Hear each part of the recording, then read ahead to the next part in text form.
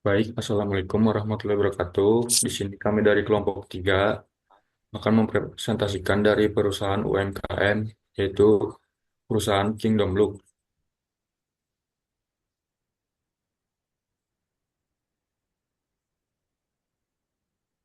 Tentunya saya tidak sendiri, te- saya ditemani oleh dua rekan saya, yaitu Wina Nuraini dengan NIM 405 dan Fitriani Malur dengan NIM 40. Si NIM-nya teh masih sama. Belum aku edit ini mah ya. Bentar.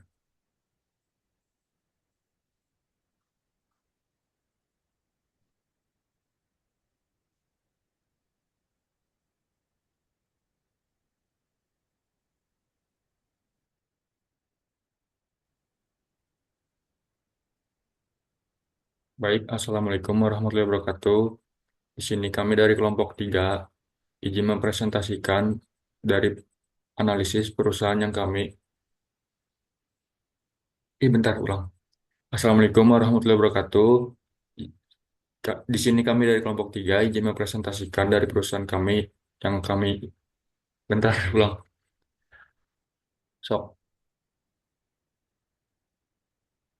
Baik, Assalamualaikum warahmatullahi wabarakatuh. Di sini kami dari kelompok 3 izin mempresentasikan dari analisis perusahaan yang kami analisiskan, yaitu perusahaan Kingdom Lux. Baik, di sini tentunya saya tidak sendiri, saya ditemani oleh dua rekan kelompok saya, yaitu Wina Nuraini dengan NIM 404 dan Fitriani Malur dengan NIM 405, dan saya sendiri Junaidi dengan NIM 144. Di sini ada latar belakang dalam dunia industri. Resiko akan selalu ditemui karena adanya ketidakpastian yang tidak dapat diprediksi sebelumnya. Dapat menyebabkan beberapa kerugian yang harus diterima oleh pelaku usaha. Begitu juga untuk usaha kecil menengah, yaitu UMKM, di mana latar belakang kerugian finansial akan mengarah pada kebangkrutan. Walaupun risiko itu beragam, namun risiko dapat diidentifikasi terlebih dahulu dengan pengelolaan risiko sehingga dapat diantisipasi dampak yang akan timbul. Baik, di sini ada tujuan. Yang pertama itu untuk mengetahui implementasi identifikasi risiko terhadap konveksi baju Kingdom Lux. Dan yang kedua, untuk mengetahui implementasi pengukuran risiko terhadap konveksi baju Kingdom Lux. Dan yang ketiga, untuk mengetahui implementasi pemetaan risiko terhadap konveksi baju Kingdom Lux. Dan yang keempat, untuk mengetahui implementasi pengendalian risiko terhadap konveksi baju Kingdom Lux. Dan yang terakhir, untuk mengetahui implementasi pemetaan risiko terhadap konveksi baju Kingdom Lux. Baik, di sini ada kajian teori. Bisa dilihat dari gambar desain pada perusahaan Kingdom Lux. Baik, di sini ada core service, manajemen risiko. Yang kedua, identifikasi risiko. Yang ketiga, pengukuran risiko. Dan yang keempat, pemetaan risiko. Yang kelima, pengendalian risiko. Dan yang terakhir, monitoring risiko.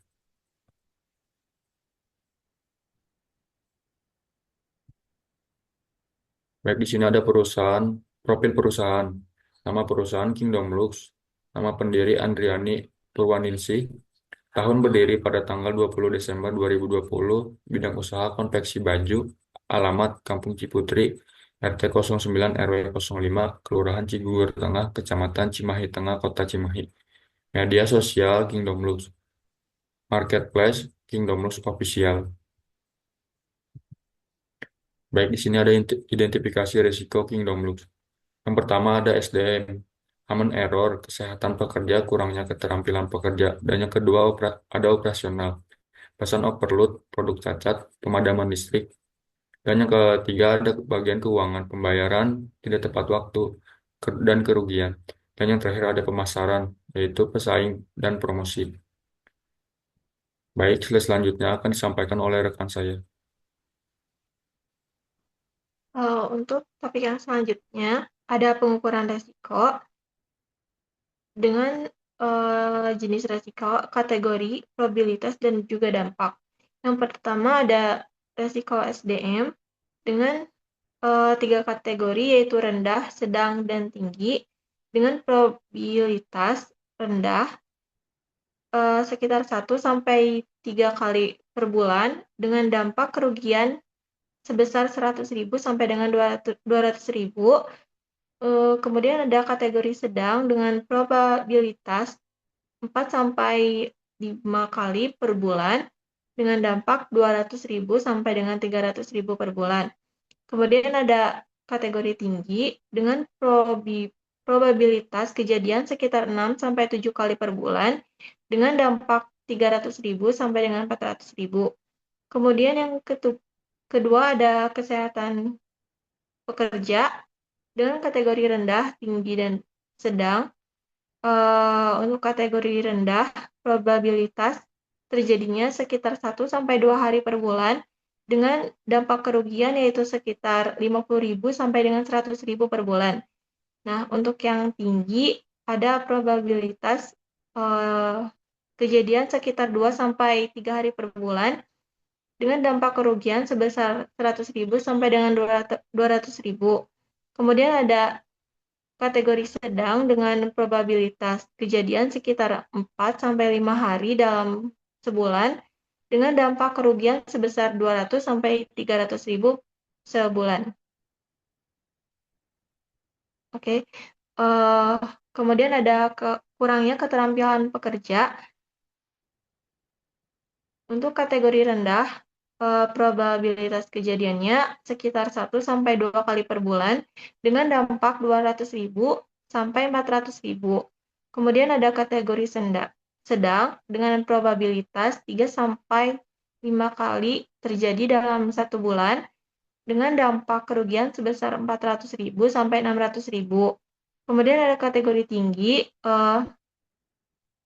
dengan probabilitas 6 sampai 8 kali per bulan dengan dampak 600.000 sampai 800.000. Next. Yang kedua ada kategori resiko keuangan. Di antaranya yaitu yang pertama ada resiko pembayaran tidak tepat waktu. Kategorinya rendah dengan probabilitas 1 sampai 3 kali dalam sebulan dengan dampak kerugian sebesar 1 juta sampai dengan 4 juta. Kemudian ada kategori sedang dengan probabilitas terjadinya sekitar 4 sampai 7 kali per bulan dengan dampak kerugian sebesar 5 juta sampai dengan 9 juta. Kemudian ada kategori tinggi dengan probabilitas terjadinya sampai 8 sampai 12 kali per bulan dengan dampak kerugian sebesar 10 juta sampai dengan 13 juta. Yang kedua ada resiko penurunan pendapatan. Untuk kategori rendah, probabilitas terjadinya terdapat 1 sampai 3 kali per bulan dengan dampak kerugian 5 juta sampai 6 juta. Kemudian kategori sedang dengan probabilitas terdapat 3 sampai 6 kali dalam sebulan dengan dampak kerugian sebesar 3 juta sampai dengan 5 juta. Kemudian ada kategori tinggi dengan probabilitas terjadinya sekitar 6 sampai 9 kali per bulan dengan dampak kerugian sebesar 6 juta sampai dengan 8 juta. Next.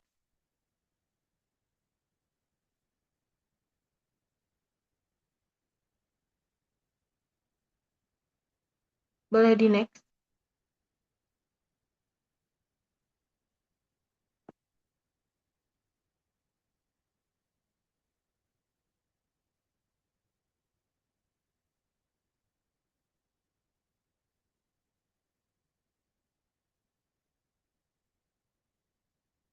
Untuk yang resiko pemasaran.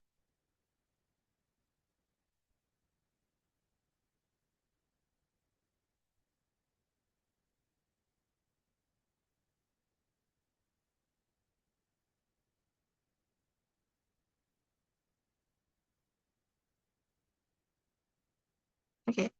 Untuk resiko pemasaran,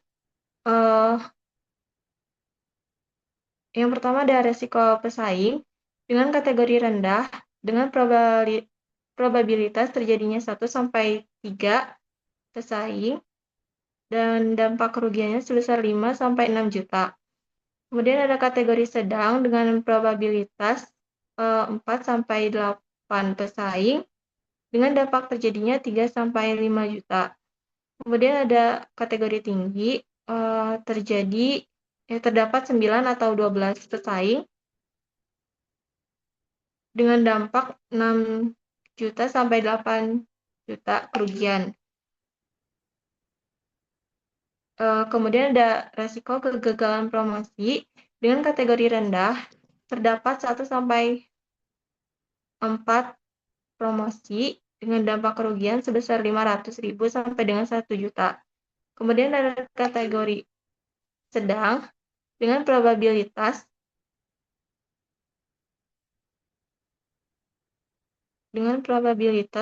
terdapat 4 sampai 7 promosi dan dampak kerugiannya 1 juta sampai dengan 1.500.000.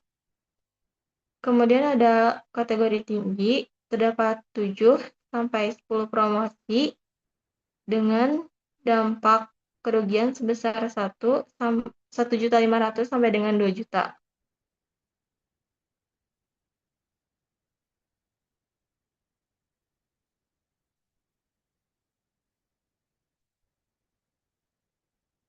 Untuk yang selanjutnya ada kategori resiko operasional. Yang pertama ada gagalnya produksi. Dengan kategori rendah, probabilitas terjadinya bisa sampai 1 sampai 3 kali dalam sebulan dengan dampak kerugian sebesar 100.000 sampai dengan 300.000.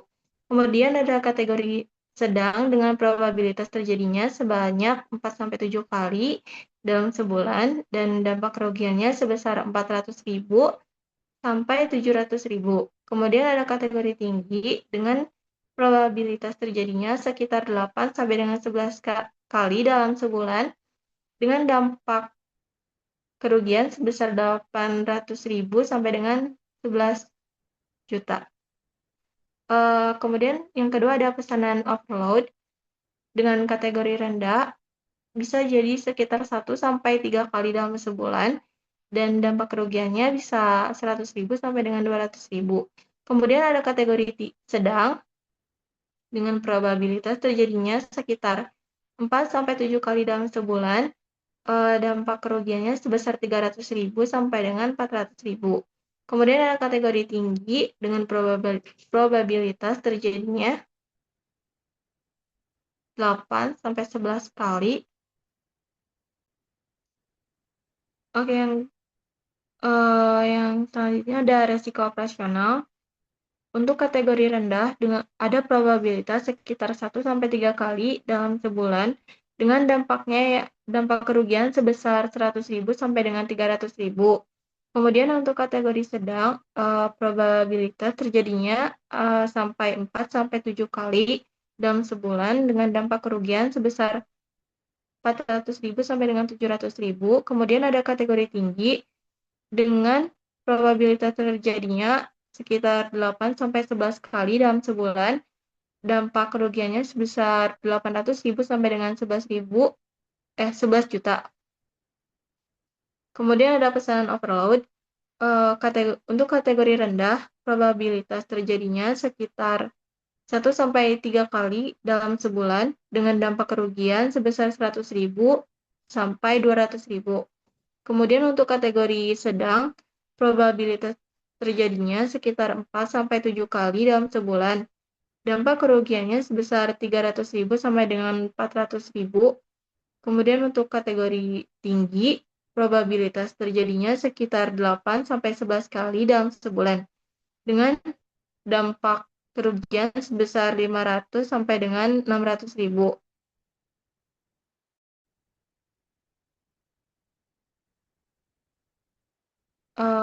Kemudian ada pemadaman listrik. Untuk kategori rendah terjadi sekitar 1 sampai 2 kali dalam sebulan dengan dampak kerugian sebesar 100.000 sampai dengan 150.000. Kemudian untuk kategori sedang, probabilitas terjadinya sekitar 2 sampai 3 kali dalam sebulan. Dampaknya kerugian sebesar 150.000 sampai dengan 200.000.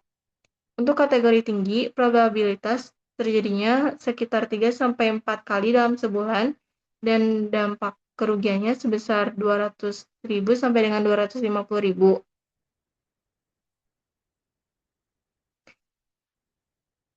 Uh, di sini ada pemetaan resiko, di mana dimulai dari pemetaan resiko pemasaran, keuangan, operasional, dan juga SDM dikategorikan dalam bentuk kuadran. Misalnya untuk 1.1 yaitu human error ada di kuadran keempat, di mana probabilitas terjadinya rendah dan juga dampaknya rendah, dan seterusnya. Oke, next.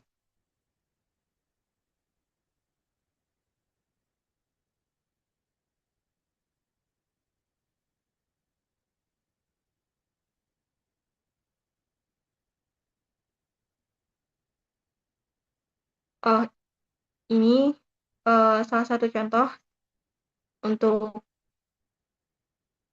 pemetaan yang di atas. Untuk 1.1 yaitu human error, probabilitas terjadinya 4 kali dalam sebulan dengan dampak kerugian sebesar 100.000 sampai dengan 200.000. Kemudian ada kesehatan pekerja, probabilitas terjadinya sekitar 1 hari per bulan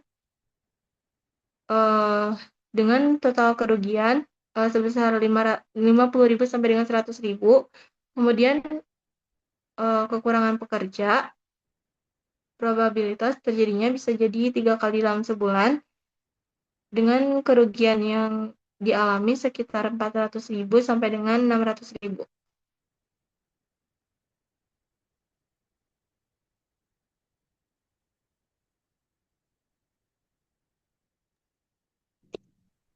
Selanjutnya itu risiko keuangan. Yang pertama itu jenis risiko pembayaran tidak tepat waktu, yaitu berada pada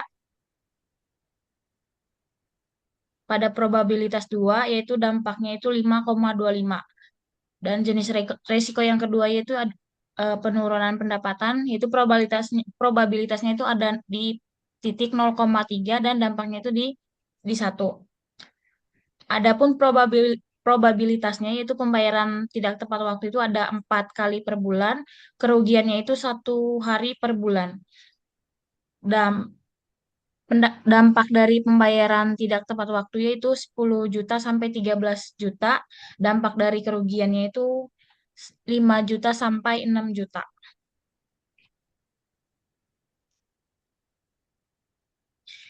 Yang ketiga itu ada risiko pemasaran. Jenis risiko pesaing, probabilitasnya itu pada 2,2 dan dampaknya itu ada 2,25. Probabilitas itu pesaingnya itu 3 kali per bulan, dampaknya itu 6 juta sampai 8 juta. Probabilitas promosi itu 2 kali per bulan dengan dampak promosi itu 1 juta sampai 1.500.000. Yang keempat itu ada risiko operasional. Jenis risiko pesanan overload yaitu pada probabilitas 1,14 dan dampaknya itu 5,25. Jenis risiko produk cacat, probabilitasnya itu ada di 2,18 dan dampaknya itu ada di 8. Jenis risiko pemadaman listrik yaitu ada probabilitas pada 0,5 dan dampaknya itu 1,33. Probabilitas pesanan overload itu 4 kali dalam sebulan dengan dampak yaitu 300 sampai 400.000. Produk catat itu 8 kali dalam sebulan dengan dampaknya itu 8 juta sampai 11 juta. Ada pemadaman listrik yaitu 1 kali dalam sebulan dengan dampaknya itu 100 sampai 150.000. Adapun pengendalian risiko, yang pertama risiko sumber daya manusia yaitu human error, pengendaliannya itu risk education, risk reduction, dengan keterangan kesalahan karyawan dalam membordir atau menyablon font huruf yang tidak sesuai dengan yang seharusnya. Risiko tersebut dapat dikendalikan dengan risk reduction atau pengurangan risiko. Contohnya, sebelum karyawan melakukan aktivitas tersebut, karyawan diberi pekerjaan yang benar. Yang kedua itu resiko SDM pada kurangnya keterampilan pekerja. Pengendaliannya itu risk reduction. Keterangannya itu risiko ini dapat dikendalikan dengan metode risk reduction atau mengurangi risiko yang ada. Artinya, perusahaan dapat menekankan kekurangan keterampilan pekerja tersebut dengan cara memberikan pelatihan khusus kepada pekerja-pekerja yang memiliki kekurangan dalam hal keterampilan agar keterampilannya dapat meningkat sehingga produktivitas perusahaan juga dapat meningkat. Yang ketiga itu ada kesehatan pekerja dengan pengendalian risk transfer, yaitu resiko ini dapat dikendalikan dengan menggunakan metode risk transfer atau pengalihan risiko. Artinya, perusahaan mengalihkan risikonya kepada perusahaan asuransi agar suatu saat jika pekerjanya ada yang sakit dapat segera mendapatkan penanganan kesehatan tanpa harus memikirkan biaya.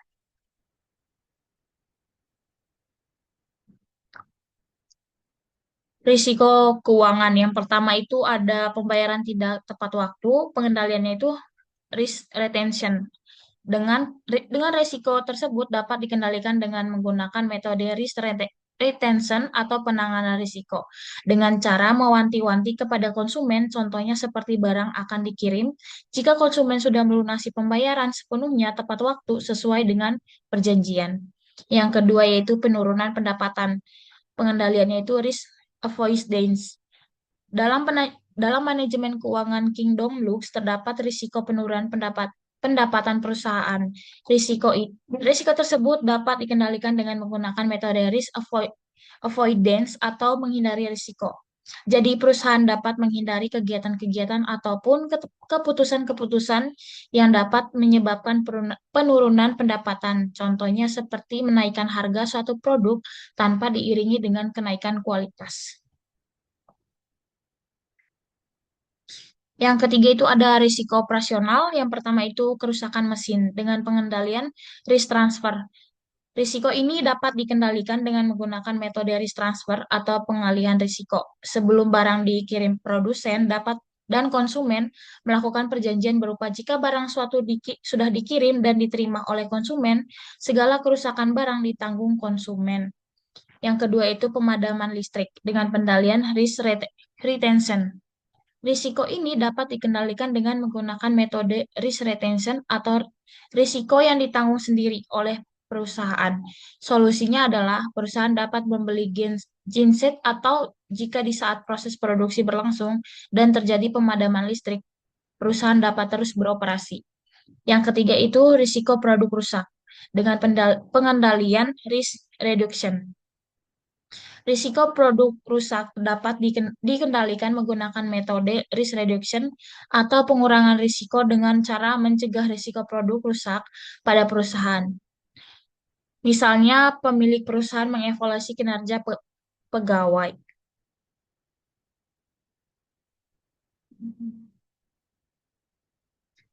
Yang keempat itu risiko pemasaran. Yang pertama itu ada produk baru dengan pengendalian risk retention. Risiko ini dapat dikendalikan dengan metode risk retention atau menanggung risikonya sendiri. Artinya, Kingdom Lux dapat menghadapi risiko ini dengan menggunakan solusinya. Seperti jika ingin mengeluarkan produk baru, perusahaan dapat melakukan riset terlebih dahulu agar produk yang hendak diluncurkan sesuai dengan kebutuhan dan selera konsumen pada saat itu. Yang kedua itu ada promosi dengan pengendalian risk reduction. Risiko ini dapat dikendalikan dengan metode risk reduction atau menekan atau mengurangi risiko yang ada.